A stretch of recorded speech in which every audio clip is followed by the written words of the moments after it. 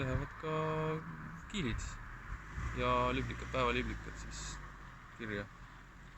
No neid ilmselgelt ei rõngasata, vaid lihtsalt kuidagi moodi fikseeritakse. Jaa, fikseeritakse, et nii ja nii palju ja sel kellaajal ja noh, ilmaolud on muidugi putukate selgrootute juures olulised, et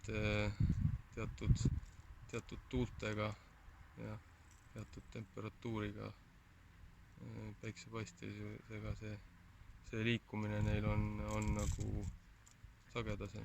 Nendel mingitel liikidel on sellised rändelaadsed liikumised, aga seda, mis on nüüd selle põhjus, et see on nagu keeruline välja tuua, et kas on mingi hea sigimine olnud või on see mingite tuulte või ilmanähtuste põhjus, aga jah, et osad ka lisaks sellele, et meil on rändsed linnud, rändsed nahkhiired, meil on ka rändsed putukad olemas.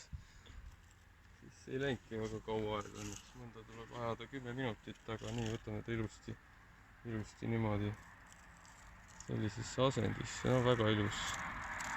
Mis kiil see on või on, mis sa oskad öelda? Mis liigiga on tegu? Noh, kaugelt vaadates kohe näha, et see on metsatondiobu. Mis on tema tunnused?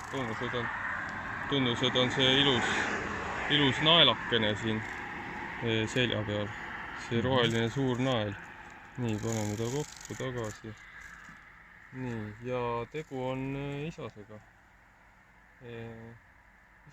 3 sugujätket, sinine külg.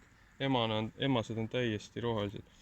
Metsatondioobud on ühed kõige termotolerantsemad kiilid meil, et nad võivad üsna jahedasel ringi lennata, et sellised, ütleme, nende hooaeg võib üsna pikalt kesta.